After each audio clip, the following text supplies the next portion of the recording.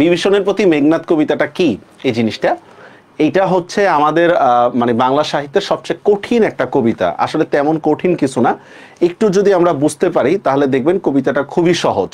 আর এই কবিতাটা নিয়ে আমাদের মোটামুটি আতঙ্ক থাকে, আতঙ্ক দূর করার জন্যই কিন্তু আজকের ক্লাসটা। সবাই যুক্ত হন, জি আমরা শুরু করতেছি। প্রথমেই দেখেন বিভীষণের প্রতি মেঘনাদ কবিতাটার উৎস আর মূল বক্তব্যটা কি। এই কবিতাটা হচ্ছে অক্ষরবৃত্ত ছন্দে রচিত। এই কবিতাটা অক্ষরবৃত্ত ছন্দে রচিত। এটি মেঘনাদ বধ কাব্যের বধ অংশ থেকে নেওয়া হয়েছে, মানে ষষ্ঠ স্বর্গ। স্বর্গ মানে হচ্ছে অধ্যায়, স্বর্গ শব্দের অর্থ হচ্ছে অধ্যায়, ঠিক আছে। আর এই কবিতায় মাতৃভূমির প্রতি রাবণের জ্যেষ্ঠপুত্র মেঘনাদের অকৃত্রিম ভালোবাসা ও বিভীষণের বিশ্বাসঘাতকতা তুলে ধরছে। এই কবিতাটার মধ্যে দেখেন এটা হচ্ছে মাতৃভূমির প্রতি যে মেঘনাদের যে ভালোবাসা এবং বিভীষণের যে বিশ্বাসঘাতকতা, এই জিনিসটা তুলে ধরছে। আমাদের এই হাবিজাবি জানাটা খুব বেশি একটা জরুরি কিছু না। মজার একটা তথ্য দিই, সেটা হচ্ছে আমরা জানি বাংলা সাহিত্যের বিদ্রোহী কবিকে কাজী নজরুল ইসলাম, কিন্তু প্রথম বিদ্রোহী কবি যদি আমাদের বলা হয়, প্রথম বিদ্রোহী কবি এ হচ্ছে আমাদের মানে হচ্ছে মধুসূদন দা, মানে মধুদা প্রথম বিদ্রোহী কবি। কেন প্রথম বিদ্রোহী কবি মধুদা? কারণ আমি মধুসূদন রে মধুদা লিখলাম, ঠিক আছে, কয়েকটা কারণে। এক নম্বর হচ্ছে উনি আগে আমাদের যে কবিতা ছিল, কবিতার ছন্দ ছিল হচ্ছে পয়ার নামে একটা ছন্দ ছিল, মানে এক লাইনের সাথে আরেক লাইনের যে মিল থাকাটা, এটাই হচ্ছে পয়ার। বুঝতে পারছেন বিষয়টা? উনি কি করে, এই পয়ার ছন্দটা বাদ দিয়ে উনি অক্ষরবৃত্ত ছন্দ নিয়ে আসে, যেটার মধ্যে অনেকাংশেই মিল নেই। যেমন দেখা হাট্টিমা টিম টিম, তারা মাঠে পাড়ে ঘোড়ার ডিম দরকার নেই, তারা মাঠে পাড়ে ডিম। তারপর মনে করেন যে আমরা কবর কবিতা, 18 বছর বয়স কবিতা, এগুলো দেখবেন একটার সাথে একটা লাইনে কি শুধু ছন্দ মিল আছে।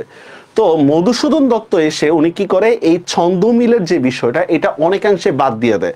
তার মানে এই না যে অক্ষরবৃত্তর মধ্যে কোনো মিল নেই, বিষয়টা আসলে এমন না, মিল আছে, হয়তো আমরা কবি না যেহেতু আমরা বুঝি না। আর দুই নম্বর হচ্ছে এই যে মেঘনাদ বধের যে ইয়াটা, যে আমরা কাব্যগ্রন্থটা উনি লিখছেন, এটার মধ্যে বেসিক্যালি ভিলেন ছিল, মানে হিস্ট্রিক্যালি ভিলেন ছিল হচ্ছে রাবণ, এ হচ্ছে ভিলেন ছিল। কিন্তু উনি কবিতার মধ্যে এমনভাবে তুলে ধরছে, রাম লক্ষণ হয়ে গেছে ভিলেন আর রাবণ হয়ে গেছে হচ্ছে নায়ক। বুঝতে পারছেন? এই যে কাহিনীটা উল্টা লেখা, এগুলোর কারণেও তাকে হচ্ছে বিদ্রোহী কবি বলা হয়, ঠিক আছে, মধুসূদন দত্তকে। আসেন কবিতাটার কাহিনীটা কি দেখেন, সীতাকে উদ্ধারের জন্য রাম লক্ষণ আক্রমণ করে, এভাবেই কাহিনীটা পড়াচ্ছে। আমরা একটু অন্যভাবে একটু দেখি কাহিনীটা। দেখেন ইয়াতে দেখেন, আচ্ছা কবিতাটার মধ্যে কাহিনী কি সেটা আমরা দেখি একটু। আচ্ছা এই দেখেন, মনে করেন এইটা হচ্ছে নিকোষা, একটা নাম নিকোষা সতী। এর ঘরে তিনজন, একটা হচ্ছে রাবণ, তারপর হচ্ছে কুম্ভকর্ণ, আরেকজন হচ্ছে বিভীষণ। রাবণ, কুম্ভকর্ণ আর হচ্ছে বিভীষণ। আর রাবণের ছেলের নামই হচ্ছে মেঘনাদ।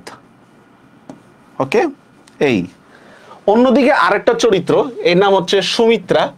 সুমিত্রাই না, আরো আছে, যাই হোক আমি সুমিত্রা দিলাম। একজন হচ্ছে রাম, আরেকজন হচ্ছে লক্ষণ, ঠিক আছে, লক্ষণ। আচ্ছা বলে রাখি, লক্ষণের মার নাম কিন্তু সুমিত্রা, রামের মায়ের নাম কিন্তু সুমিত্রা না। তো দেখেন খুব স্বাভাবিকভাবে দেখেন রাম এবং রাবণের মধ্যে ফাইট, এই রাম এবং রাবণের মধ্যে ফাইট।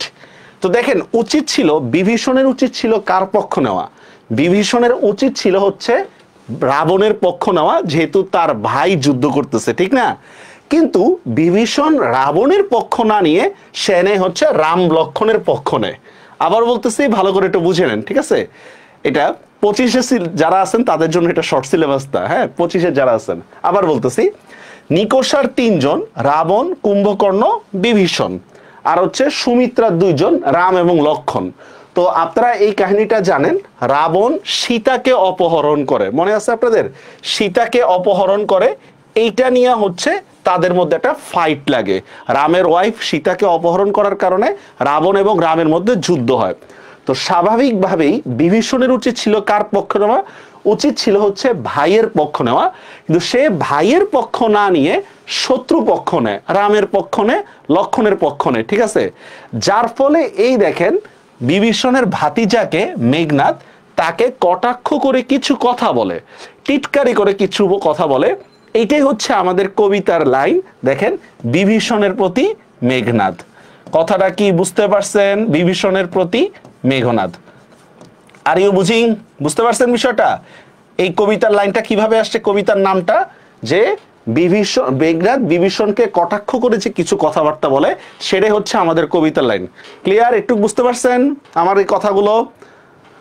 আচ্ছা, এরপর দেখি আমরা মূল গল্পের মধ্যে যাই। দেখেন, সীতাকে উদ্ধারের জন্য রাম লক্ষণ লঙ্কা আক্রমণ করে, যুদ্ধে রাবণের ভাই কুম্ভকর্ণ ও পুত্র বীরবাহু মারা যায়।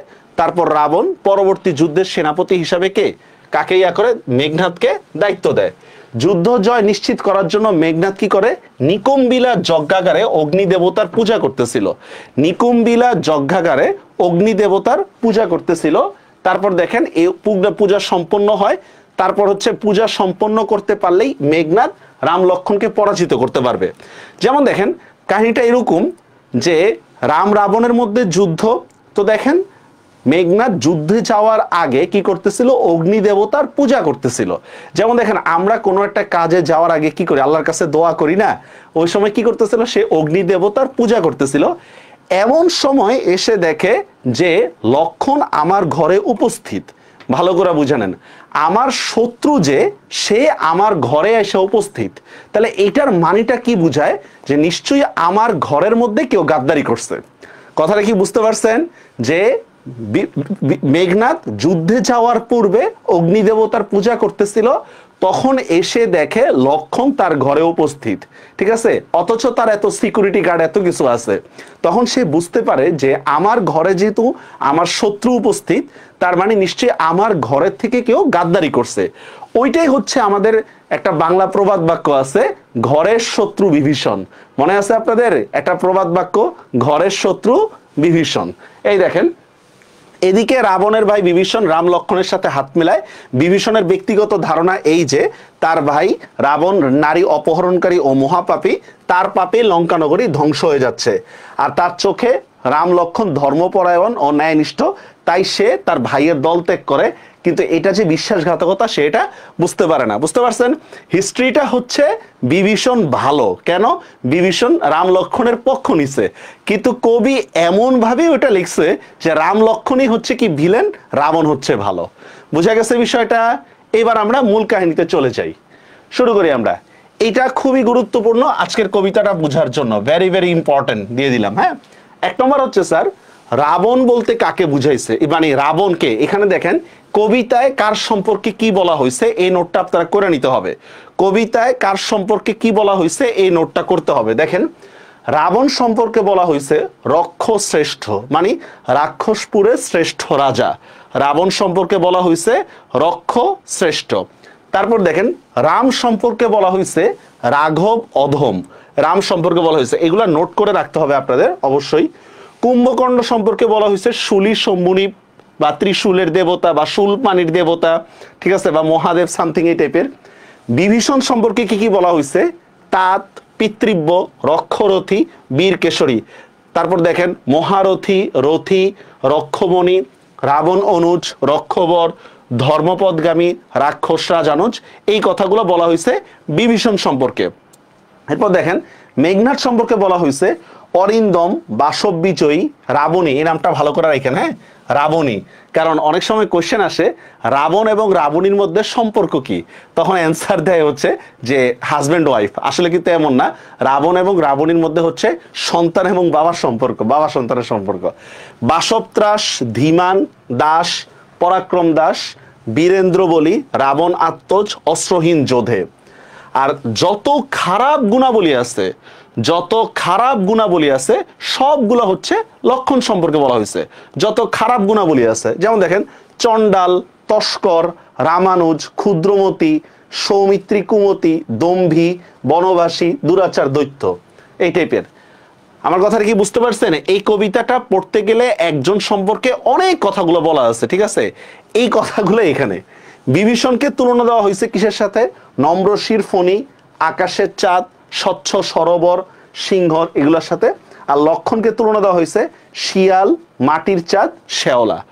একটু বুঝতে পারছেন যারা ক্লাস করতেছেন? জি, এই জিনিসটা আমাদের লাগবে। এই জিনিসটা আপনাদের কিন্তু এই কবিতাটা অনেক কঠিন লাগবে আপনাদের কাছে, আসলে তেমন কঠিন না। আমরা যখন পড়া শুরু করব দেখবেন একেবারে ইজি। তাহলে আবার রিক্যাপ করতেছি মূল কাহিনীটা। সেটা হচ্ছে রাম এবং রাবণের মধ্যে যুদ্ধ। বিভীষণের উচিত ছিল হচ্ছে রাবণের পক্ষ নেওয়া, কিন্তু সে রাবণের পক্ষ নেয় নাই। এই জন্য তার ভাতিজা তাকে টিটকারি করে কিছু কথাবার্তা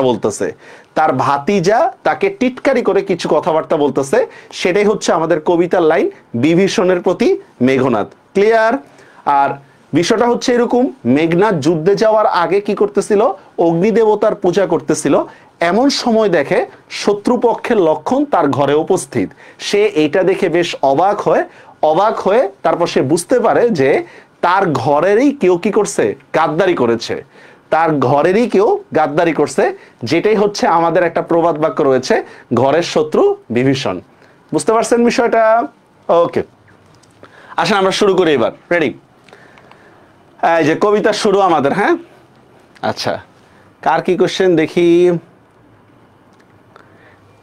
এটা FRV 24-এর না, এটা হচ্ছে 25-এর জন্য ব্যাচ, 25-এর জন্য। হ্যাঁ জি, রেডি, শুরু করি আমরা।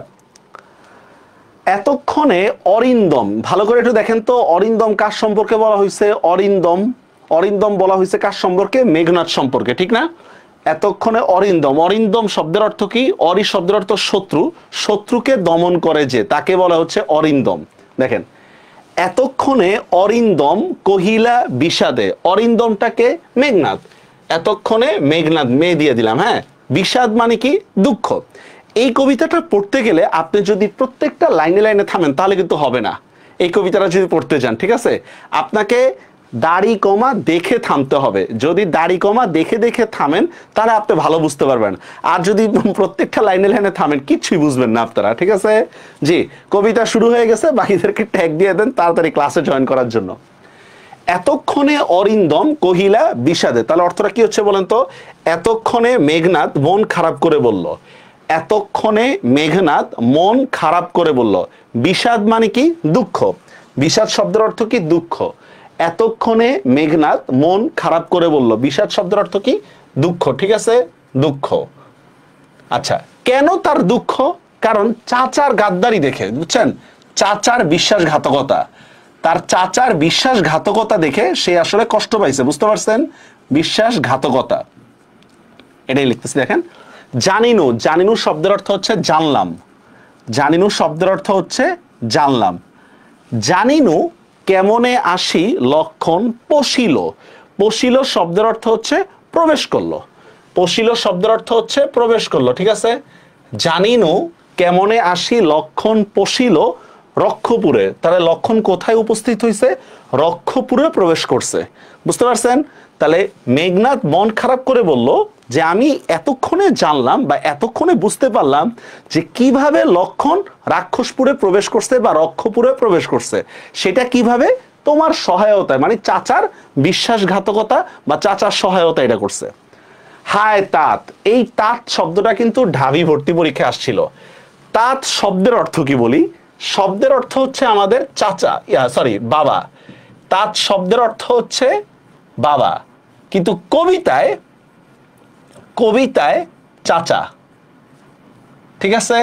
তাঁত শব্দের অর্থ হচ্ছে বাবা, কিন্তু কবিতায় কিন্তু অর্থ হচ্ছে চাচা। এখন এইটাই ঢাবি ভর্তি পরীক্ষায় আসছিল, তাঁত শব্দের অর্থ কি? বুঝতে পারছেন বিষয়টা? তো তাঁত শব্দের অর্থ কি আমরা কি দিব? অবশ্যই বাবা। কিন্তু যদি বলা হয়তো কবিতায় কি অর্থে ব্যবহৃত হয়েছে তাহলে সেটা হবে চাচা। বুঝা গেছে বিষয়টা? এটা দেখেন, হায় তাঁত মানে কি? হায় চাচা, উচিত কি তব এই কাজ? তোমার কি এই কাজটা করা কি ঠিক হয়েছে? তব মানে হচ্ছে তোমার। উচিত কি তব এই কাজ? কোন কাজটা? এই যে বিশ্বাসঘাতকতা, ঠিক না? বিশ্বাসঘাতকতা। উচিত কি তব এই কাজ। এখন দেখেন, আমাদের যে বাচ্চা কাচ্চা খারাপ হয়ে যেতে নিলে আমরা বলি না তোমার বাবা ভালো, মা ভালো, তুমি খারাপ হয়ে যাইতেছো কেন? বাপ মার রেফারেন্স টানি না, বেটা তোর বাবা মেম্বার, তোর দাদা চেয়ারম্যান আছিল, তুই বেটা খারাপ হলি কেন? ঠিক না? এই জিনিসটাই এখানে আবার মেঘনাদ হচ্ছে চাচাকে বলতেছে, হায় তা তো, উচিত কি তব এই কাজ? তোমার কি এই কাজ করা ঠিক হইছে?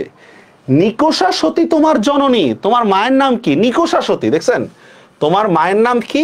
নিকোষা সতী। আর তুমি নিকোষার সন্তান হয়ে এই গাদ্দারি করাটা কি তোমার ঠিক হয়েছে? এটাই বলতেছে। দেখেন, নিকোষা সতী তোমার জননী, সহোদর রক্ষশ্রেষ্ঠ। সহোদর রক্ষশ্রেষ্ঠ, দেখেন তো, আপনারা দেখেন তো, সহোদর রক্ষশ্রেষ্ঠ কাকে বলা হয়েছে বলেন তো? রক্ষশ্রেষ্ঠ দেখছেন, রাবণকে বলা হয়েছে রক্ষশ্রেষ্ঠ, রাবণকে। তাহলে দেখেন, সহোদর রক্ষশ্রেষ্ঠ কি বুঝাচ্ছে? দেখেন, তোমার ভাই রাক্ষসপুরের শ্রেষ্ঠ রাজা, রক্ষপুরের শ্রেষ্ঠ রাজা তোমার এক ভাই। শুলি শম্ভুনিব কুম্ভকর্ণ। শুলি শম্ভুনিব হচ্ছে শুল পানির দেবতা, কুম্ভকর্ণ শুল পানির দেবতা। আমি লিখে দিলাম, ঠিক আছে? শুল পানির দেবতা, শুল পানির দেবতা কুম্ভকর্ণ, মানে বেশ কি জানি বলে, প্রভাবশালী লোক, ঠিক আছে, সম্মানিত লোক। শুলি শম্ভুনিব কুম্ভকর্ণ। আচ্ছা, তারপর দেখি আমরা ভাতৃপুত্র বাসব বিজয়ী। দেখেন তো এখানে বাসব বিজয়ী কাকে বলা হয়েছে? বাসব বিজয়ী খুব ইজি। দেখেন, বাসব বিজয়ী বলা হয়েছে মেঘনাথকে বলা হয়েছে বাসব বিজয়ী। তাহলে কি বুঝাচ্ছে? দেখেন তো, ভাতৃপুত্র বাসব বিজয়ী। ভাতৃপুত্র মানে কি? ভাতিজা, ভাইয়ের পুত্র মানে ভাতিজা। তোমার ভাতিজা বাসব বিজয়ী, বা এটার আরেকটা নাম হচ্ছে ইন্দ্রজিৎ। ইন্দ্রজিৎ মানে দেবতাদের রাজাকে জয় করেছে, দেবতাদের রাজাকে জয় করেছে। মানে তোমার তাদের বংশ পরিক্রমা বা ফ্যামিলি ব্যাকগ্রাউন্ড এত ভালো, সবাই কোনো না কোনো দেবতা, সবাই কোনো না কোনো এর সাথে হচ্ছে মানে জড়িত, ঠিক আছে? এটাই বলতে। দেখেন, ভাতৃপুত্র বাসব বিজয়ী, নিজ গৃহপথ তাত দেখাও তস্করে। নিজ গৃহপথ তাত দেখাও তস্করে। তস্কর মানে হচ্ছে চোর বা ভণ্ড, ঠিক আছে? আমি চোর লিখলাম বা খারাপ লোক লিখলাম, ঠিক আছে? আচ্ছা, আপনাদের মনে এইটা নিয়ে ঝামেলা আছে, এটা 25-এ পারবি জান। নিজ গৃহপথ তাত, এবার মুছে দিলে আবার ঝামেলা। আচ্ছা, নিজ গৃহপথ তাত দেখাও তস্করে। নিজের ঘরের পথ চাচা তুমি চোরকে দেখায় দিলা। বুঝতে পারছেন বিষয়টা? নিজের ঘরের পথ চাচা চোরকে দেখায় দিছো, এটাই বলতেছে। দেখেন, চন্ডাল। চন্ডাল মানে হচ্ছে নিচু শ্রেণীর লোক, নিচু শ্রেণীর লোক, ঠিক আছে? নিচু শ্রেণীর লোক, চন্ডাল নিচু শ্রেণীর লোক, ঠিক আছে? চন্ডালে বসাও আনি রাজার আলয়। আলয় মানে আসন। বুঝতে পারছেন? নিচু শ্রেণীর লোককে রাজার আসনে বসাই দিছো, এটা কোনো কথা? নিচু শ্রেণীর লোককে রাজার আসনে বসাই দিছো, এটাই বলতেছে। দেখেন, চন্ডালে বসাও আনি রাজার আলয়। আলয় মানে আসন, ঠিক আছে? তারপর দেখেন, এখন কি বলতেছে? দেখেন, কিন্তু নাহি গঞ্জি তোমা। গঞ্জি শব্দের অর্থ হচ্ছে তিরস্কার। গঞ্জি শব্দের অর্থ হচ্ছে তিরস্কার। এত কিছুর পরও তোমাকে কোনো তিরস্কার করতেছি না। নাহি গঞ্জি তোমা, তোমাকে কোনো তিরস্কার করতেছি না। দেখেন, গুরুজন তুমি পিতৃতুল্য।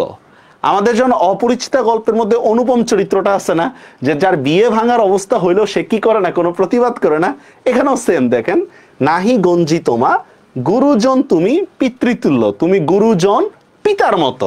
আচ্ছা, ছাড়ো দ্বার। ছাড়ো মানে কি? দরজা। ছাড়ো দ্বার, দরজা ছাড়ো।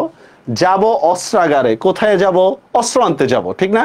যাব অস্ত্রাগারে, অস্ত্র আনতে যাব। পাঠাইব রামানুজ। আচ্ছা, রামের অনুজকে এখানে, রামের অনুজ হচ্ছে লক্ষণ, রামের অনুজকে লক্ষণ। পাঠাইব রামানুজে। সমন ভবন মানে হচ্ছে জমালয়। সমন ভবন হচ্ছে জমালয়, মানে জাহান্নামে পাঠাবো ওরে। লক্ষণ রে হচ্ছে নরকে পাঠাবো, ঠিক আছে? তাহলে অর্থটা কি হচ্ছে দেখেন তো, কি নাহি গঞ্জি তোমা, তোমাকে কোনো তিরস্কার করতেছি না। গুরুজন তুমি পিতৃতুল্য, তুমি গুরুজন বাবার মতো। ছাড়ো দ্বার, দরজা ছাড়ো। যাব অস্ত্রাগারে, আমি অস্ত্র আনতে যাব। পাঠাইব রামানুজে সমন ভবনে। লক্ষণকে আমি নরকে পাঠাবো, ঠিক আছে? লক্ষণকে আমি নরকে পাঠাবো। লঙ্কার কলঙ্ক। লঙ্কার কলঙ্ক কোনটা? লক্ষণের প্রবেশ, ঠিক আছে? লক্ষণের প্রবেশ মানে লক্ষণ যে এখানে প্রবেশ করছে, এটাই লঙ্কার কলঙ্ক। বুঝতে পারছেন? এটাই বলতেছে। দেখেন, লঙ্কার কলঙ্ক আজি ভঞ্জীব শব্দের অর্থ হচ্ছে দূর করা। ভঞ্জীব শব্দের অর্থ দূর করা। আহব মানে হচ্ছে যুদ্ধ করে। লঙ্কার কলঙ্ক আজি ভঞ্জীব আহবে। লঙ্কার কলঙ্ক বা লক্ষণকে আমি যুদ্ধ করে পরাজিত করব বা দূর করব। এতটুকু বুঝতে পারছেন? এতটুকু বুঝতে পারছেন ক্লাসের? এটা 25-এর জন্য ক্লাস, 24-এর যারা আছেন তাদের টাইম নষ্ট করে না, এটা 25-এর জন্য। ওই ছোট্ট করে যে এফআরবি লেখা আছে, যারা এফআরবি 25 লিখে দিলাম, ঠিক ঠিক আছে, এফ আর ভি 25। এতটুকু বুঝতে পারছেন আপনারা যারা 25-এর আছেন 25-এর? লঙ্কার কলঙ্ক আজই ভঞ্জিব আহবে। আহব মানে হচ্ছে যুদ্ধ করে।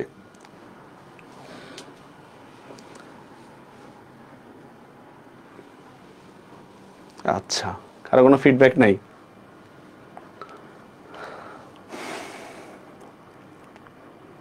আচ্ছা, এবার আমরা দেখি পরের ইয়াটা। তাহলে এতক্ষণ কি বললো? মেঘনাদ কথা বললো কার সম্পর্কে বললো? মানে তার চাচাকে বললো যে এই তুমি এই গাদ্দারি করাটা কি ঠিক হয়েছে? ঠিক আছে, 25-এ যারা আছে তাদেরকে ট্যাগ দিয়ে দেন, কারণ অনেকে হচ্ছে মানে হচ্ছে কবিতাটা অনেকে ভয় পায়, কিন্তু এতটুকুর মধ্যে কি কোনো ভয়ের কিছু আছে? একদম ইজি কিন্তু কবিতাটা, আপনারাই পড়বেন। আচ্ছা, পরের পৃষ্ঠায় যাই আমরা। উত্তরিলা বিভীষণ, ঠিক আছে, উত্তরিলা বিভীষণ। উত্তরিলা মানে উত্তর দেওয়া, এটা 25 লিখে দিই পরের আপনারা। উত্তরিলা মানে হচ্ছে উত্তর দেওয়া, ঠিক আছে, উত্তর দেওয়া। আচ্ছা, কেউ বলতে পারবেন উত্তরী শব্দের অর্থ কি? উত্তরী এই শব্দের অর্থটা কি বলতে পারবেন কেউ? উত্তরী শব্দের অর্থ কি?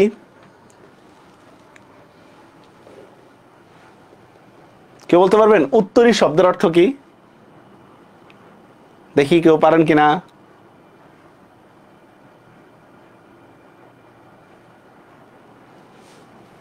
পারবেন না মনে হয়। উত্তরী শব্দের অর্থ হচ্ছে চাদর। আপনাদের নিশ্চয়ই মনে আছে, আর তাহারই পরে মনে কবিতার মধ্যে আছে, ঠিক আছে, কুহিলি উত্তরী তলে মাঘের সন্ন্যাসী, মনে আছে? কুহিলি উত্তরী তলে মাঘের সন্ন্যাসী। আচ্ছা, আমরা শুরু করি। দেখেন, উত্তরিলা বিভীষণ। বিভীষণ উত্তর দিল। কি উত্তর দিল দেখেন? বৃথা এই সাধনা ধীমান। ধীমান মানে কে? ধীমান মানে হচ্ছে মেঘনাদ। দেখেন, আমরা আলোচনা করছিলাম একটু আগে ধীমান। আমি বারবার এই স্লাইডটা দেখাবো, ঠিক আছে, কার সম্পর্কে কি বলা হয়েছে দেখছেন? মেঘনাদ সম্পর্কে ধীমান ওয়ার্ডটাও ব্যবহার করা হয়েছে, দেখছেন? মেঘনাদ সম্পর্কে দেখেন।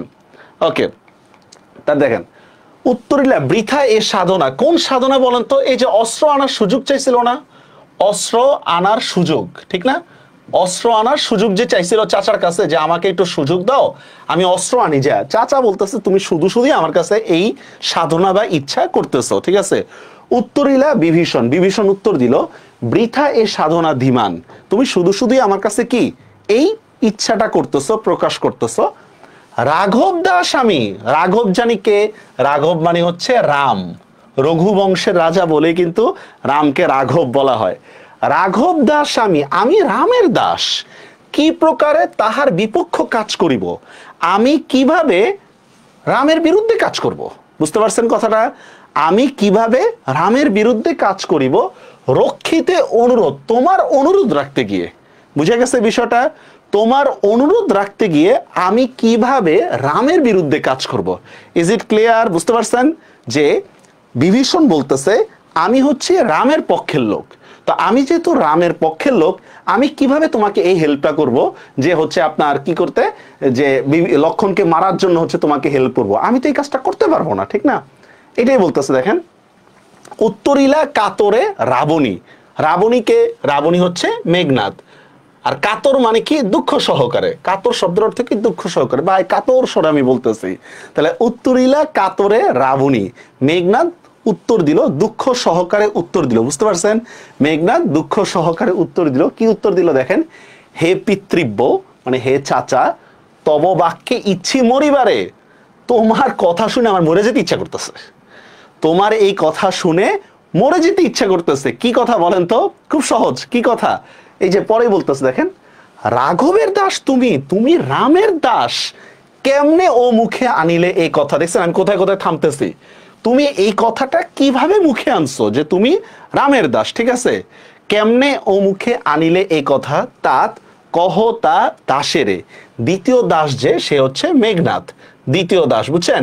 একটু বিনয় ভাব দেখাইতেছে যে হ্যাঁ আমি সামথিং কিছু জানি না, ইত্যাদি ইত্যাদি, ঠিক আছে? বুঝতে পারছেন বিষয়টা? আবার বলতেছে দেখেন, উত্তরিলা কাতরে রাবণী। মেঘনাদ মন খারাপ করে উত্তর দিল। কি উত্তর দিল? হে পিতৃব্য, তব বাক্যে ইচ্ছি মরিবারে। তোমার কথা শুনে আমার মরে যেতে ইচ্ছা করতেছে। সেটা কি? রাঘবের দাস তুমি, কোশ্চেন চিহ্ন, তুমি রামের দাস। এতক্ষণ আমি কারে দুঃখের কথা বলতেছি? কেমনে ও মুখে আনিলে এই কথা? এই কথা তুমি কিভাবে মুখে আনছো? তাত কহতা দাসেরে। তাতকে এখানে চাচা, মানে মেঘনাদ। আচ্ছা, এবার একটা লাইনের অর্থ আমি লিখে দিচ্ছি, ঠিক আছে, বা আপনারা লিখে নেন। বিধাতা চাঁদকে নিশ্চলভাবে আকাশে নিশ্চলভাবে স্থাপন করেছেন। লেখা নেন, বিধাতা চাঁদকে আকাশে নিশ্চলভাবে স্থাপন করেছেন, সেই চাঁদ কি মাটিতে গড়াগড়ি খায়? লেখা নেন, লেখা শেষ হলে বলেন, আমি লিখে দিব না, আপনারাই লিখবেন। বিধাতা চাঁদকে আকাশে নিশ্চলভাবে স্থাপন করেছেন। নিশ্চল মানে বুঝছেন তো, স্থিরভাবে। বিধাতা চাঁদকে আকাশে স্থিরভাবে বা নিশ্চলভাবে স্থাপন করেছেন, সেই চাঁদ কি মাটিতে গড়াগড়ি খায়? সেই চাঁদ কি মাটিতে গড়াগড়ি খায়? দেখছেন, বিধাতা চাঁদকে আকাশে নিশ্চলভাবে স্থাপন করেছেন, সেই চাঁদ কি মাটিতে গড়াগড়ি খায়?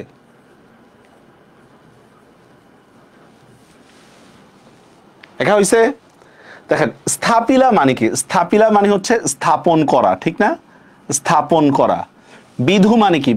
বিধু মানে চাঁদ। বিধু শব্দের অর্থ হচ্ছে চাঁদ। বিধি মানে কি? বিধি মানে খোদা, ঠিক না? তো দেখেন, খোদা চাঁদকে আকাশে স্থাপন করেছেন, ঠিক আছে। স্থানুর ললাট মানে শিবের কথাও আছে এখানে, নিশ্চল বোঝাচ্ছে মানে স্থিরভাবে, ঠিক আছে। চাঁদ তো আকাশে স্থির, ঠিক না? চাঁদ তো আর মাটিতে গড়ে আসে না, এটাই বলতেছে। দেখেন, বিধাতা চাঁদকে আকাশে নিশ্চলভাবে বা স্থাপন করেছেন মানে স্থিরভাবে স্থাপন করেছেন, ঠিক আছে। পড়ি কি ভূতল? ভূতল মানে কি? মাটি। ভূতল মানে কি? মাটি। শশী মানে কি? চাঁদ। পড়ি কি ভূতলে, ঠিক আছে। পড়ি কি ভূতলে শশী যান গড়াগড়ি ধুলায়, মানে সেই চাঁদ কি মাটিতে গড়াগড়ি খায়? কথাটা কি বুঝতে পারছেন? যে বিভীষণ মেঘনাথকে টিটকারি করে বলতেছে, মেঘনাথ বিভীষণকে টিটকারি করে বলতেছে, আরে চাচা, তোমার স্থান হচ্ছে আকাশের চাঁদের সাথে, তুমি কি লেগে মাটিতে নেমে আসছো? মানে লক্ষণের সাথে সম্পর্ক করার কারণে তোমার সম্পর্ক তো নিচে নেমে এসেছে, এটাই বলতেছে। দেখেন, স্থাপিলা বিধুরি বিধি স্থানুল ললাটে, বিধাতা চাঁদকে আকাশে নিশ্চলভাবে বা স্থিরভাবে স্থাপন করেছেন, পড়ি কি ভূতলে, সেই চাঁদ কি মাটিতে পড়ে যান গড়াগড়ি ধুলায়, মানে সেই চাঁদ কি মাটিতে গড়াগড়ি খায়। ক্লিয়ার? এতটুকু বুঝতে পারছেন? আচ্ছা, এইচএসসি 25-এর ব্যাচের স্টুডেন্ট মনে হয় অনেক কম, মানে আমাদের এই এসিএস স্টুডেন্ট গ্রুপে মনে হয় 25-এর ব্যাচের স্টুডেন্ট নাই, হইতে পারে। ওকে, হে রক্ষরথী। রক্ষরথীকে দেখেন, এই যে আমরা বারবার দেখাবো এখানে, রক্ষরথী কাকে বলা হয়েছে দেখেন তো? বিভীষণকে বলা হয়েছে, দেখছেন? এই যে রক্ষরথী, রক্ষরথী বিভীষণকে বলা হয়েছে, ঠিক আছে। হে রক্ষরথী, ভুলিলে কেমনে কে তুমি, মানে তুমি তোমার পরিচয় ভুলে গেলে কেমনে? বুঝতে পারছেন? তুমি তোমার পরিচয় কিভাবে ভুলে গেছো? ভুলিলে কেমনে কে তুমি, বুঝতে পারছেন? হে রক্ষরথী, ভুলিলে কেমনে কে তুমি, জনম তব কোন মহাকুলে। জনম মানে কি? জন্ম, ঠিক আছে। জনম তব কোন মহাকুলে, ঠিক আছে। জন্ম তোমার কত উঁচু বংশে, ঠিক আছে। উঁচু বংশ না? উঁচু বংশ, তোমার জন্ম কত উঁচু বংশে। ক্লিয়ার? বুঝতে পারছেন বিষয়টা? হে রক্ষরথী, ঠিক আছে, ভুলিলে কেমনে কে তুমি, জনম তব কোন মহাকুলে, তোমার জন্ম কত উঁচু বংশের মধ্যে। তুমি তোমার জন্মের কথা ভুলে গেছো, এটা কোনো কথা নাকি? বুঝতে পারছেন? এতটুকুর মধ্যে কারো কোনো কোশ্চেন আছে? এই লাইনটার মধ্যে কারো কোনো কোশ্চেন? হে রক্ষরথী, ভুলিলে কেমনে কে তুমি, জনম তব কোন মহাকুলে। ক্লিয়ার এতটুকু? আচ্ছা, ঠিক আছে। এরপর দেখি আমরা, কে বা সে অধম রাম। রাম আবার কে? আমরা যখন কলেজে মারামারি লাগলে বলি না, আই ব্রাত তোর কোন বাপ আছে নিয়ে আসিস, ঠিক আছে। এখানেও সেম কথাটা বলতেছে, রাম আবার কে? বাট আমি কার গণি নাকি? কে বা সে অধম রাম। এবার একটা লাইনের অর্থ লিখে নেন, আমি লিখে দিচ্ছি স্যার। এটা হচ্ছে, পদ্মবনের স্বচ্ছ পানিতে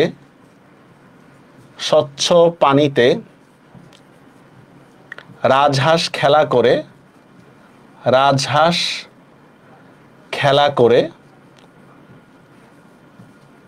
পদ্মবনের স্বচ্ছ পানিতে রাজহাঁস খেলা করে, সে কি কখনো কাদা পানি শেওলায় যায়?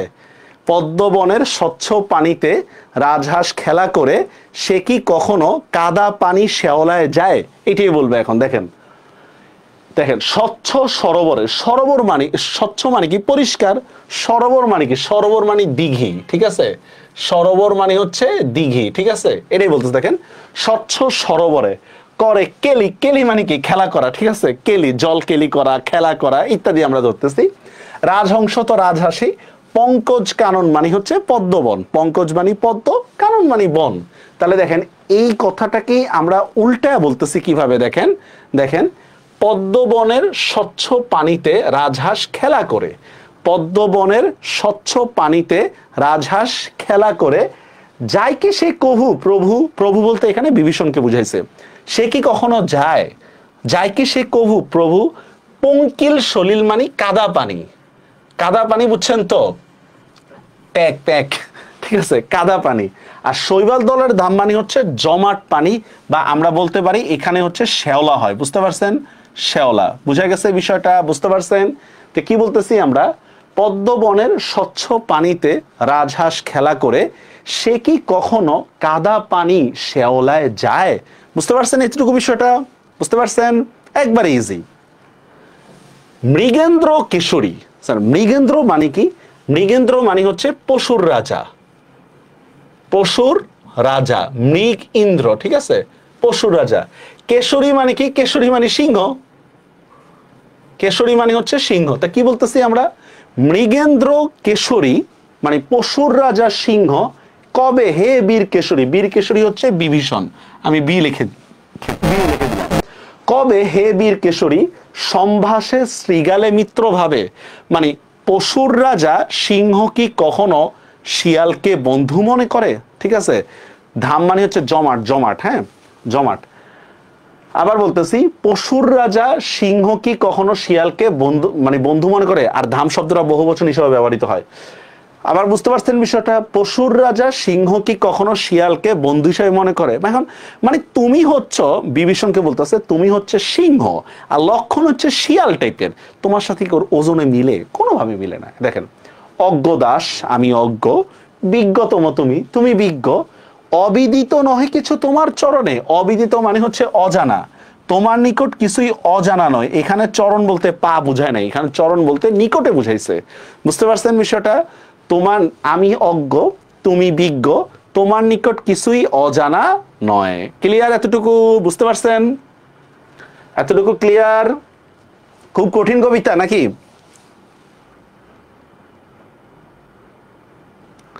আচ্ছা এরপর আমরা আলোচনায় যাই।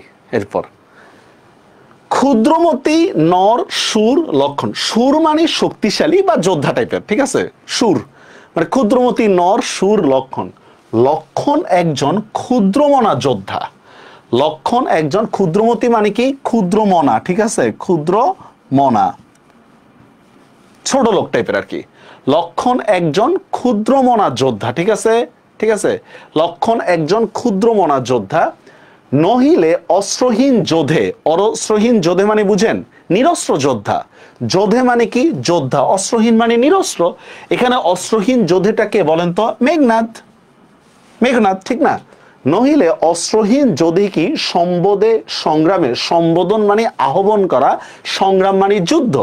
তো কি বলতেছে, লক্ষণ একজন ক্ষুদ্রমনা যোদ্ধা, না হলে সে কি নিরস্ত্র যোদ্ধাকে যুদ্ধে আহ্বান করতে পারে, কথাটা কি বুঝতে পারছেন, লক্ষণ একজন ক্ষুদ্রমনা যোদ্ধা, না হলে সে কি নিরস্ত্র যোদ্ধাকে যুদ্ধে আহ্বান করতে পারে, ক্লিয়ার এটা।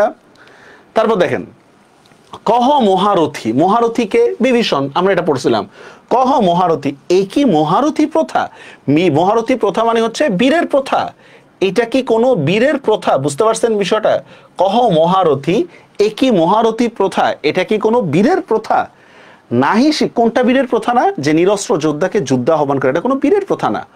নাহি শিশু লঙ্কাপুরে, লঙ্কাপুরে এমন কোন শিশু নাই শুনি না হাসিবে এই কথা, এই কথা শুনে হাসবে না, কোন কথাটা, যে নিরস্ত্র যোদ্ধাকে যুদ্ধ আহ্বান করতেছে, মানে মশা মারতে কামান দেখাইতেছে এই টাইপের। নাহি শিশু লঙ্কাপুরে শুনি না হাসিবে এই কথা।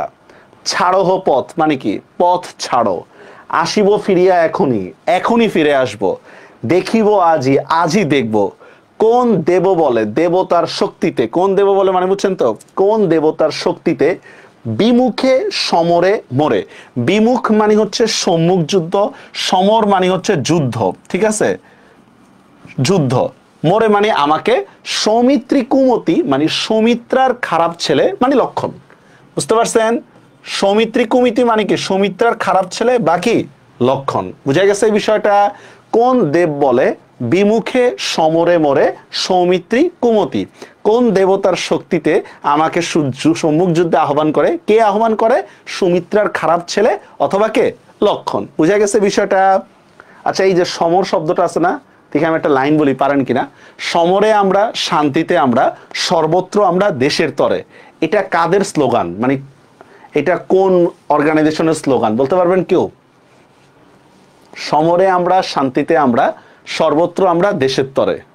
এটা কোন অর্গানাইজেশনের স্লোগান? পারিবেন? আচ্ছা, এতটুকু বুঝতে পারছেন? একবারে কঠিন কিছু নেই, এটা নিয়ে শুধু শুধু ভয় পাওয়ার কিছু নেই।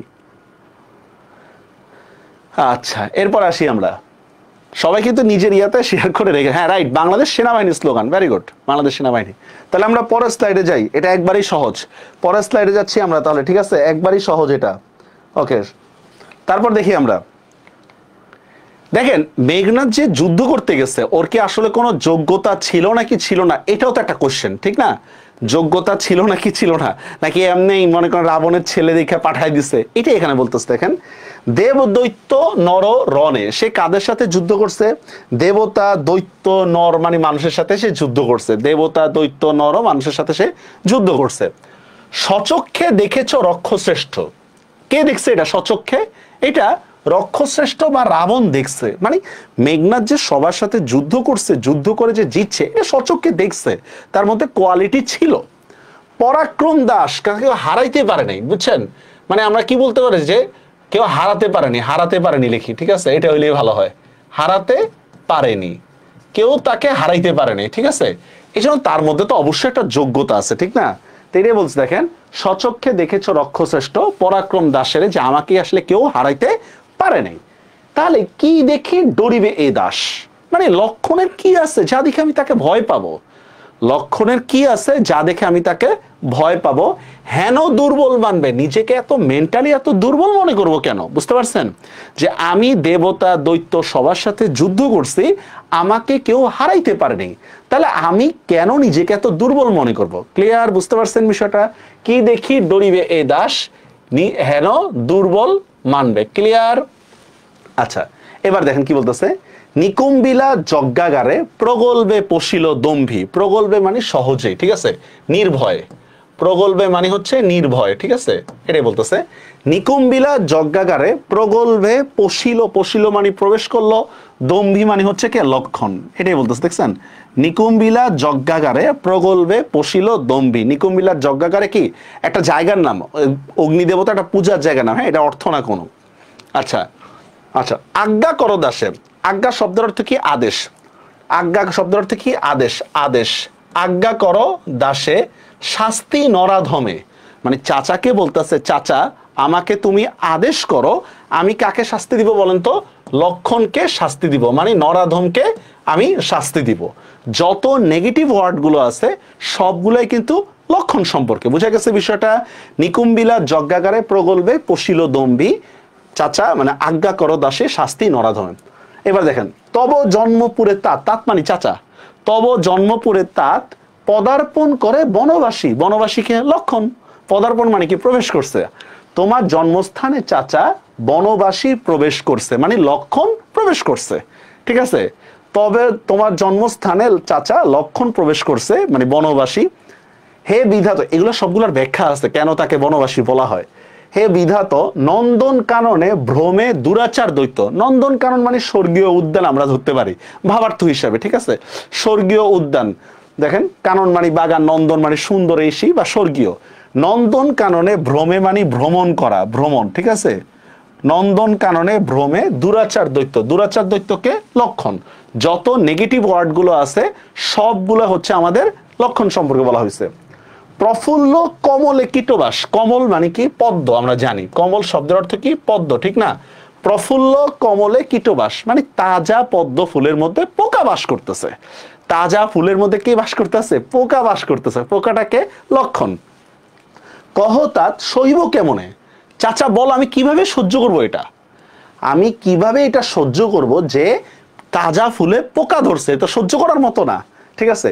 হেন অপমান আমি, এই অপমান, হেন মানে এই অপমান আমি কিভাবে সহ্য করব, ভাতৃপুত্র তব, তোমার ভাতিজা হয়ে আমি এই অপমান কিভাবে সহ্য করব, বুঝতে পারছেন বিষয়টা, তোমার ভাতিজা হয়ে আমি এই অপমান কিভাবে সহ্য করব, তুমিও হে রক্ষমণি সহিচ্ছ কেমনে, চাচা তুমিও বা এগুলা কিভাবে সহ্য করতেছো, বুঝতে পারছেন বিষয়টা, চাচা তুমিও বা এগুলা কিভাবে সহ্য করতেছো।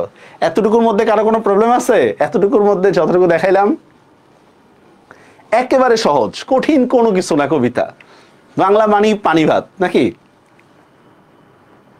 বুঝতে পারছেন? একটু জানান তো দেখি যারা আছেন 25-এর। আরেকবার যদি ক্লাসটা দেখেন ইনশাল্লাহ পড়াইতেও পারবেন, তবে আগে যে নোটগুলো দিছি মানে কার সম্পর্কে কি বলা হয়েছে ওইটা সম্পর্কে আপনার মানে ক্লিয়ার কনসেপ্ট থাকতে হবে, তাহলে এই কবিতাটা একবারে ইজি। আচ্ছা এরপর আসি আমরা, এবার দেখেন কি বলতেছে, দেখেন মহামন্ত্র বলে যথা নম্র শির ফণি, মহামন্ত্র বলে, দেখেন সাপের সামনে যখন মন্ত্র বাজানো হয়, ঠিক আছে, সাপের সামনে তখন সাপ মাথা নিচু করে থাকে না, আমরা বাংলা ছবির মধ্যে দেখছি বিন বাজায়, তারপর হচ্ছে সাপ মাথা নিচু করে থাকে, আসলে সাপরে বিন বাজালে কিছুই হয় না, সাপ কানেই শুনে না, যাই হোক ওটা আমাদের ইয়ে না। মহামন্ত্র বলে মানে মন্ত্রের কারণে, যথা মানে যেমন, ঠিক আছে, যেমন, নম্র শির ফণি, নম্র শির মানে কি মাথা নিচু করে থাকে, ফণি মানে হচ্ছে কি সাপ, মন্ত্রের কারণে সাপ যেভাবে মাথা নিচু করে থাকে, বুঝতে পারছেন, মন্ত্রের কারণে সাপ যেভাবে মাথা নিচু করে থাকে, মলিন বদন লাজে, মলিন বদন এখানে বদন শব্দের অর্থ মুখ, ঠিক আছে, লজ্জা মুখে, ঠিক আছে, সোজা কথা মলিন বদন লাজ মানে হচ্ছে কি লজ্জা মুখ, লজ্জা মুখে, ঠিক আছে, লজ্জা মুখে, মলিন বদন লাজে মানে লজ্জা মুখে, ঠিক আছে, মলিন বদন লাজে লজ্জা মুখে, উত্তরিলা রথি রাবণ অনুজ, রথি আর রাবণ অনুজ দুইটাই হচ্ছে কি আমাদের বলেন তো বিভীষণ, দুইটাই হচ্ছে বিভীষণ, উত্তরিলা রথি রাবণ অনুজ মানে লজ্জা মুখে বিভীষণ, লক্ষ্মী রাবণ আত্মজ, রাবণ আত্মজকে মেঘনাথ, মেঘনাথ, তাহলে অর্থটা কি হচ্ছে বলেন তো, মন্ত্রের কারণে সাপ যেভাবে মাথা নিচু করে থাকে তেমনি ভাবে লজ্জা মুখে বিভীষণ মেঘনাথকে লক্ষ্য করে বলল, তেমনি ভাবে লজ্জা মুখে বিভীষণ মেঘনাথকে লক্ষ্য করে বলল, কি বলল দেখেন, নহি দোষী আমি, আমি দোষী না বৎস, বৃথা ভৎস মোরে তুমি, তুমি আমাকে শুধু শুধুই তিরস্কার করতেছ, তুমি আমাকে শুধু শুধুই তিরস্কার করতেছ, নিজ কর্মদোষে মানে নিজের কাজের কারণে, কারণ হচ্ছে রাবণ হচ্ছে সীতাকে অপহরণ করছিল, এই জন্য তো নিজের কর্মদোষ, নিজ কর্মদোষে হায় মজাইলা, মজাইলা মানে হচ্ছে বিপদগ্রস্ত করা, বিপদগ্রস্ত করা, বিপদগ্রস্ত করা, নিজ কর্মদোষে হায় মজাইলা এ কনক লঙ্কা রাজা মানে এই স্বর্গীয় লঙ্কা রাজ্যটাকে বিপদগ্রস্ত করছো নিজের কর্মদোষের কারণে, ঠিক আছে, মজিলা আপনি নিজেও বিপদে পড়ছো, এটা কিন্তু মজিলা ফায়ারফক্স না, ঠিক আছে, মজিলা আপনি নিজের কর্মদোষের কারণে এই স্বর্গীয় লঙ্কা রাজ্যটাকে বিপদগ্রস্ত করছো, নিজেও বিপদে পড়ছো, স্বাভাবিক বিষয়। বিরত সতত পাপে দেবকুল, দেখেন প্রত্যেকটা শব্দের অর্থ দিই, বিরত মানে বিরত, সতত মানে সর্বদা, পাপ মানে পাপ থেকে, দেবকুল মানে দেবতা, তাহলে কি হচ্ছে দেখেন, দেবতাদের সর্বদা পাপ থেকে বিরত থাকা উচিত, দেবতাদের সর্বদা পাপ থেকে বিরত থাকা উচিত, এবে মানে হচ্ছে এখন, এবে মানে হচ্ছে কি এখন, ঠিক আছে, এবে পাপ পূর্ণ লঙ্কা নগরী, এখন লঙ্কা নগরী পাপে পূর্ণ, বুঝা গেছে বিষয়টা, এখন লঙ্কা নগরী পাপে পূর্ণ, প্রলয়ে যেমতি বসুধা, প্রলয় মানে মহাপ্রলয়, আর বসুধা শব্দের অর্থ কি পৃথিবী, বসুধা শব্দের অর্থ পৃথিবী, তাহলে অর্থটা কি হচ্ছে বলেন তো, মহাপ্রলয়ের কারণে পৃথিবী যেভাবে ধ্বংস হয়ে যায়, মহাপ্রলয়ের কারণে পৃথিবী যেভাবে ধ্বংস হয় কিংবা যেভাবে ইয়া হয়ে যায় মানে শেষ হয়ে যায়, ডুবিছে লঙ্কায় কাল সলিলে, তেমনি ভাবে কি লঙ্কা নগরী কি সময় স্রোতে হারিয়ে যাচ্ছে, ভাবার্থ করলে তেমনি ভাবে লঙ্কা নগরী আজকে ধ্বংস হয়ে যাচ্ছে, বুঝতে পারছেন বিষয়টা, কাল সলিলে আমরা বলতে পারি সময়ের স্রোতে হারিয়ে যাচ্ছে, সময়ের স্রোত, তাহলে কি আসছে অর্থটা বলেন তো ভালো করে বুঝে নিই আমরা, উনি কি বলতেছে দেখেন, যে আমি দোষী না, তুমি আমাকে শুধু শুধুই তিরস্কার করতেছো, ঠিক আছে, নিজের কর্মদোষের কারণে এই লঙ্কা রাজ্যটাকে বিপদগ্রস্ত করছো, নিজেও বিপদে পড়ছো, ঠিক আছে। দেবতাদের সর্বদা পাপ মুক্ত থাকা উচিত, কিন্তু এখন দেবতারাই পাপপূর্ণ হয়ে গেছে। এটা বলতেছে মহাপ্রলয় হলে পৃথিবী যেভাবে ধ্বংস হয়ে যায়, লঙ্কা নগরী আজ কি হয়েছে, পুরা ধ্বংসের দ্বার প্রান্তে পৌঁছে গেছে। বুঝতে পারছেন বিষয়টা? রাঘবের পদাশ্রয় রক্ষার্থে আশ্রয় তেই আমি, তেই মানে এই জন্য, তেই শব্দের অর্থ হচ্ছে এই জন্য, এই জন্যই আমি রাঘবের পদাশ্রয় রক্ষার্থে, রাঘবকে রাম, এই জন্যই আমি রামের আশ্রয় গ্রহণ করেছি, এই জন্যই আমি রামের আশ্রয় গ্রহণ করেছি। পরদোষে কে চাহে মজিতে, মজিতে মানে বিপদে পড়া, পরের দোষে কে বিপদে পড়তে চায়, পরের দোষে কে বিপদে পড়তে চায়, এখানে বিভীষণের নৈতিকতা প্রকাশ পাইছে, নৈতিকতা, পরের দোষে কে বিপদে পড়তে চায়। বুঝা গেছে বিষয়টা? এতটুকু নিয়ে কারো কোনো কোশ্চেন আছে বলেন? এতটুকু নিয়ে কারো কোনো কোশ্চেন আছে?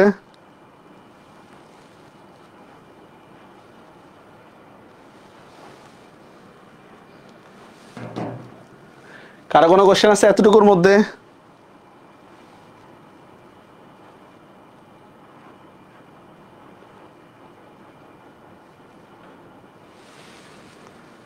পরদোষে কে চাহে মজিতে আছেন?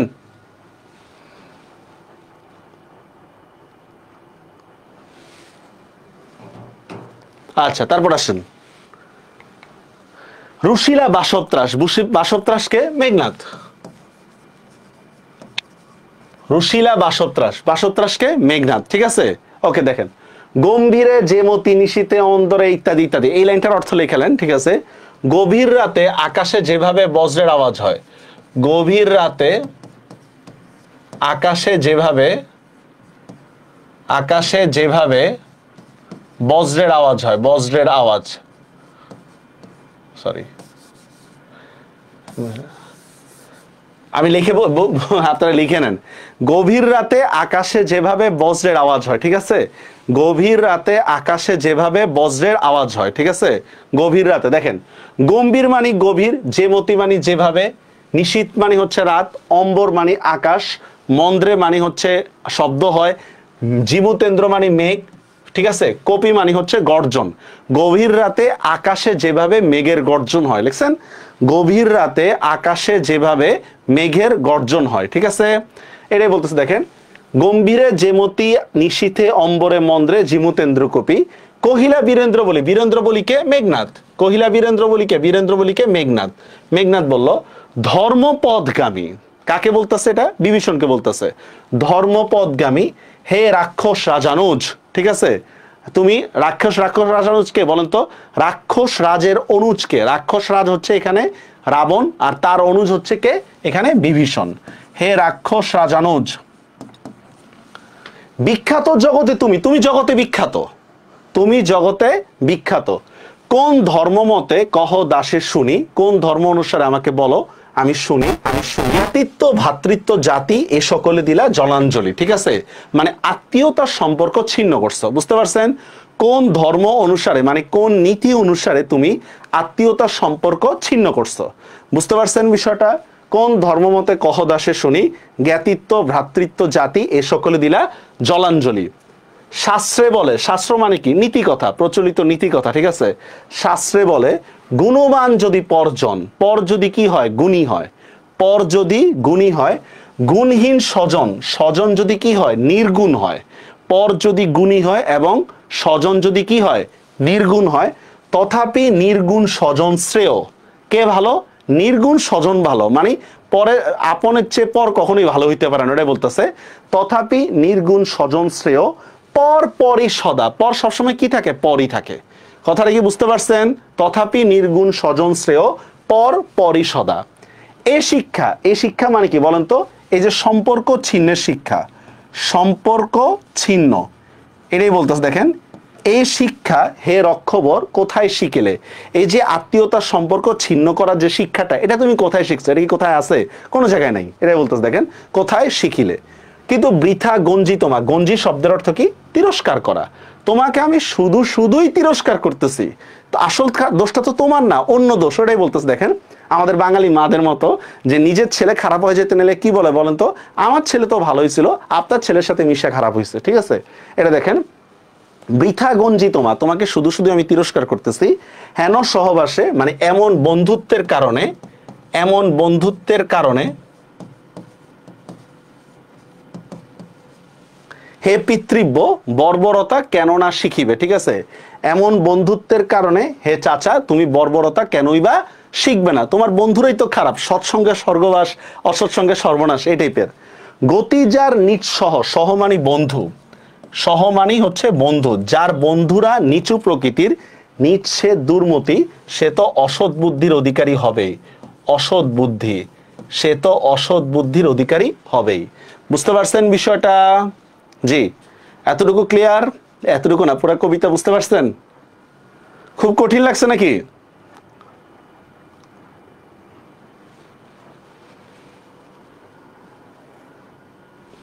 কারো কোনো কোশ্চেন আছে? কবিতা কিন্তু শেষ।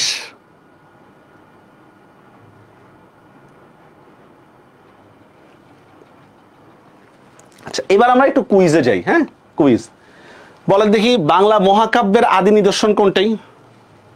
বাংলা মহাকাব্যের আদি নিদর্শন কোনটা বলেন? চর্যাপদ, শ্রীকৃষ্ণ কীর্তন, বিভীষণের প্রতি মেঘনাদ, মেঘনাদ বধ, কোনটা হবে? বাংলা মহাকাব্যের আদি নিদর্শন কোনটা?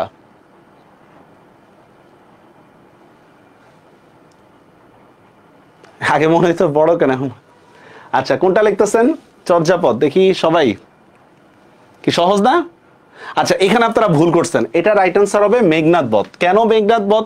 খুবই স্বাভাবিক। দেখেন, আমরা জানি মহাকাব্যের জনকই হইছে মাইকেল মধুসূদন দত্ত, বাংলা মহাকাব্যের জনকই হইছে মাইকেল মধুসূদন দত্ত। ঠিক আছে, এই জন্য তাহলে কি হবে? চর্যাপদ হওয়ার তো কোনো পসিবিলিটি নেই, যেহেতু মধুসূদন দত্ত এটার জনক, তাহলে মধুসূদন দত্তেরটাই হবে এটা। বুঝতে পারছেন বিষয়টা? তারপর আসেন বিষয়টা। আচ্ছা, নিচের কোনটির সাথে বিভীষণকে তুলনা দেওয়া হয়নি বলেন তো? নিচের কোনটার সাথে বিভীষণকে তুলনা দেওয়া হয়নি? সিংহ, শিয়াল, চাঁদ, রাজহাঁস, কোনটা হবে বলেন? নিচের কোনটার সাথে বিভীষণকে তুলনা দেওয়া হয়নি?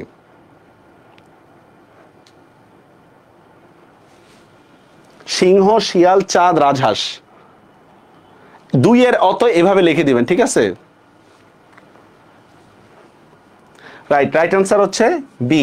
শিয়ালকে, শিয়ালের সাথে তুলনা দিছে হচ্ছে লক্ষণের। আহব শব্দের অর্থ কি বলেন তো? আহব, আহ্বান, যুদ্ধ, আগমন, আনন্দ, কি হবে অ্যান্সার? আহব শব্দের অর্থ কি? আহ্বান, যুদ্ধ, আগমন, আনন্দ। আহব, আহ্বান, যুদ্ধ, আগমন, আনন্দ, বলেন কোনটা হবে?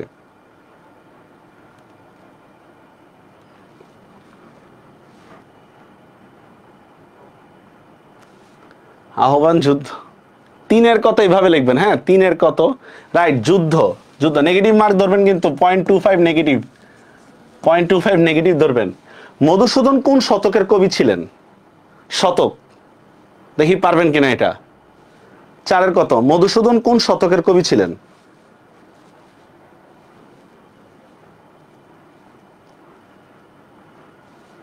আঠারো শতক, 19 শতক, 17 শতক, 20 শতক, কি হবে? মধুসূদন কোন শতকের কবি ছিলেন? চারের বি, রাইট, চারের বি। রামচন্দ্রের অপর নাম কি, দেখি পারেন কিনা। রাঘব, রক্ষবর, রক্ষমণি, রক্ষশ্রেষ্ঠ, কি হবে?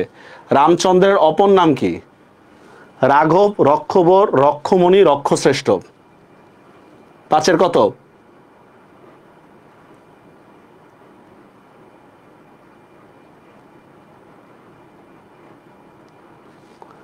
রাঘব, রক্ষবর, রক্ষমণি, রক্ষশ্রেষ্ঠ, কি হবে অ্যান্সার? পাঁচের এ, রাইট। অভিশাপ রথের সারথি কাকে বলা হয়েছে? বিভীষণ, মেঘনাদ, নজরুল আর বিদ্রোহী, কি হবে অ্যান্সার? ছয়ের। অভিশাপ রথের সারথি কাকে বলা হয়েছে? বিভীষণ, মেঘনাদ, নজরুল, বিদ্রোহী, কোনটা হবে অ্যান্সার?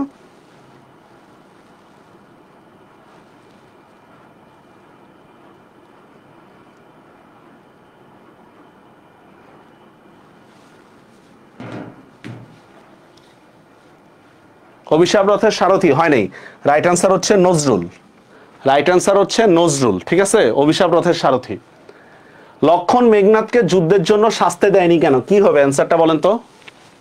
লক্ষণ মেঘনাথকে যুদ্ধের জন্য শাস্তি দেয়নি কেন? যুদ্ধ ভালোবাসা সব বৈধ, সময় নষ্ট বলে, মেঘনাথের চাচা তার বিপক্ষে বলে, যুদ্ধ সাজে মেঘনাথকে হারানো কষ্টকর বলে। বলেন কোনটা হবে?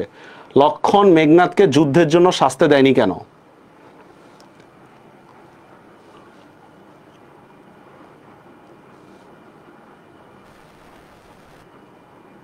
সাতের ডি রাইট। নিচের কোনটির জনক মধুসূদন দত্ত নয়? অমিত্রাক্ষর ছন্দ, সনেট, বাংলা মহাকাব্য, সবগুলো। কি হবে অ্যান্সার? নিচের কোনটির জনক মধুসূদন দত্ত নয়?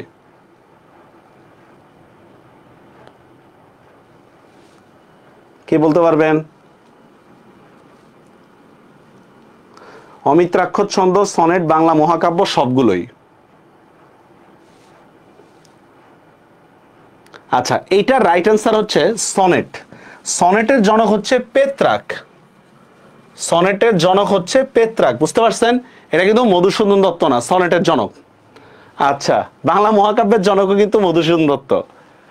নিচের কোনটি বিভীষণ সম্পর্কে বলা হয়েছে? বলেন। কীট, রাঘব, বীরেন্দ্র বলি, ধার্মিক। কোনটা হবে?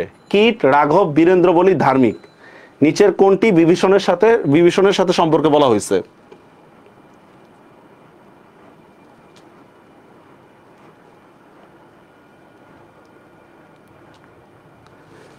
বাংলা সনেটের জনক হচ্ছে মধুসূদন, নর্মাল সনেটের জনক না। কোনটা হবে? এটা বিভীষণ সম্পর্কে বলা হয়েছে, কোনটা হবে?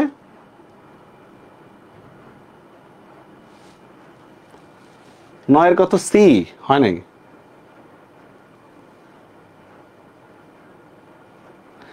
রাইট অ্যান্সার হচ্ছে বিভীষণ সম্পর্কে বলা হয়েছে, বলছি বিভীষণ সম্পর্কে।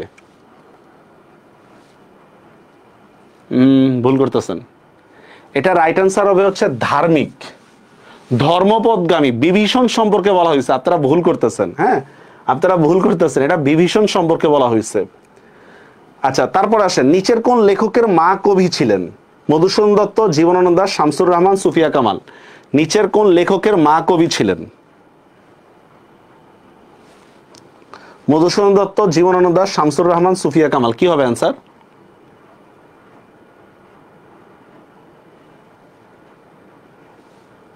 দশের এ দিছেন? দশের বি স্যার, এটা হচ্ছে কুসুম কুমারী দাস ছিলেন। কুসুম কুমারী, কুসুম কুমারী, ঠিক আছে। তারপর আসেন, মেঘনাথ কোন অপমানের কথা সহ্য করতে পারতেছে না? কি হবে অ্যান্সার? মেঘনাথ কোন অপমানের কথা সহ্য করতে পারতেছে না? যুদ্ধে অপমানিত হওয়ার অপমান, বিভীষণের সহায়তার অপমান, লক্ষণকে সহায়তা করার অপমান, যজ্ঞাগারে লক্ষণের প্রবেশের অপমান। মেঘনাথ কোন অপমানের কথা সহ্য করতে পারতেছে না? বলেন কি হবে অ্যান্সার?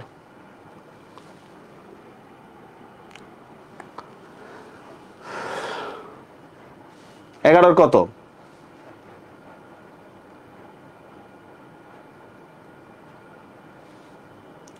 এগারোর কত হবে? 11/4 রাইট। শাস্ত্রে বলে গুণবান যদি ড্যাশ গুণহীন ড্যাশ। কি হবে? শাস্ত্রে বলে গুণবান যদি ড্যাশ গুণহীন ড্যাশ। কি হবে অ্যান্সার? 12 কত হবে?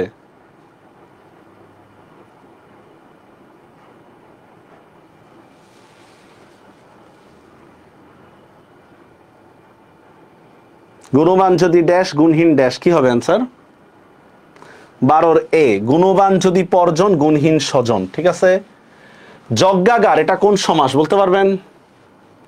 যজ্ঞাগার কোন সমাস? ষষ্ঠী তৎপুরুষ কর্মধারয়, চতুর্থী তৎপুরুষ বহুব্রীহি। যজ্ঞাগার কোন সমাস? ষষ্ঠী তৎপুরুষ কর্মধারয়, চতুর্থী তৎপুরুষ বহুব্রীহি।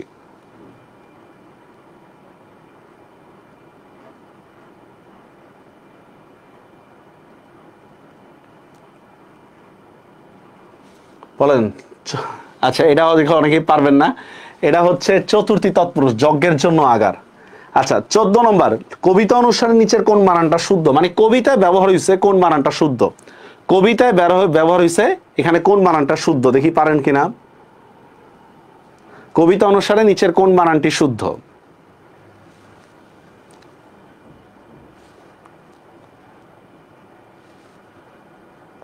ক খ গ ঘ, কোনটা হবে অ্যান্সার? 14 বি রাইট, লক্ষণ, এই বানানটা শুদ্ধ। পৃথিবীর কোন সমার্থক শব্দ বিভীষণমতি মেঘনাদ কবিতায় ব্যবহৃত হয়েছে? পৃথিবীর কোন সমার্থক শব্দ বিভীষণের প্রতি মেঘনাদ কবিতায় ব্যবহৃত হয়েছে? বলেন কি হবে অ্যান্সার? অবনী, স্থাণু, বসুধা, জিমুতেন্দ্র, কি হবে অ্যান্সার? পৃথিবীর কোন সমার্থক শব্দ এই কবিতায় ব্যবহৃত হয়েছে? অবনী, স্থাণু, বসুধা, জিমুতেন্দ্র। 15 গ, জননীর আশীর্বাদ তাকে দীর্ঘায়ু করবে, এই লাইনটা কোথা থেকে নেওয়া হয়েছে বলেন? জননীর আশীর্বাদ তাকে দীর্ঘায়ু করবে, এই লাইনটা কোথা থেকে নেওয়া হয়েছে? আমি কিংবদন্তির কথা বলছি, ফেব্রুয়ারি 1969, নুরুদ্দিনের কথা মনে পড়ে যায়, আহ্বান। জননীর আশীর্বাদ তাকে দীর্ঘায়ু করবে, লাইনটি কোথা থেকে নেওয়া হয়েছে? বলতে পারবেন কেউ? 16 এ রাইট। রথ চালনার মাধ্যমে যে যুদ্ধ করে তাকে এক কথায় কি বলে? রক্ষরথী, মহারথী, রক্ষবর, কোনোটাই না, কি হবে অ্যান্সার? রথ চালনার মাধ্যমে যে যুদ্ধ করে তাকে এক কথায় কি বলে? 17 কোনটা হবে বলেন তো? 17 এ। না, এটা একটাও হবে না, এটা হবে রথী। এটা হবে রথী, ঠিক আছে? রথ চালনার মাধ্যমে যে যুদ্ধ করে তাকে বলা হয় রথী, এটা কোনোটাই না। বাংলা বর্ণমালা কয়টা? এটা খুব ইন্টারেস্টিং কোশ্চেন, কিন্তু অ্যান্সার দিব না। 18 কত হবে বলেন? 18 কত হবে? বাংলা বর্ণমালা কতটি? 50টি, 37টি, 39টি, 1টি? 50টি। আচ্ছা, এটা রাইট অ্যান্সারটা আমি দিয়ে দিচ্ছি, ব্যাখ্যা এখন দিব না, অন্য সময় কোনো ব্যাখ্যা দিব নি। রাইট অ্যান্সার হচ্ছে এ, 1টা। বরযাত্রী, এটা দেখি একটু ইয়া থেকে বলতেছি, আপনার ইয়া থেকে, কি জানি বলে, অপরিচিত থেকে। বরযাত্রী কপাল চাপড়াইতে লাগিল কেন, কি হবে অ্যান্সার? বিয়ে থেকে তাড়িয়ে দেওয়ায়, শম্ভুনাথকে অপমান করতে না পারায়, কন্যা পক্ষ তাদের আপ্যায়ন করায়, সকলের সামনে যৌতুক না দেওয়ায়। বলেন, বরযাত্রী কপাল চাপড়াইতে লাগিল কেন? বরযাত্রী কপাল চাপড়াইতে লাগিল কেন, কি হবে অ্যান্সার? 19-এর কি হবে? হ্যাঁ, 19-এর হবে হচ্ছে কন্যা পক্ষ তাদের আপ্যায়ন করায়। আচ্ছা, 20 নম্বর, বিদ্রোহী কি উপাড়ি ফেলবে বলেন তো? উপাড়ি ফেলবে, উপড়ি না, উপাড়ি ফেলবে। সকল অনাচার, অধীন বিশ্ব, হলবলরাম, অত্যাচারী কৃপান, কি হবে? বিদ্রোহী কি উপাড়ি ফেলবে?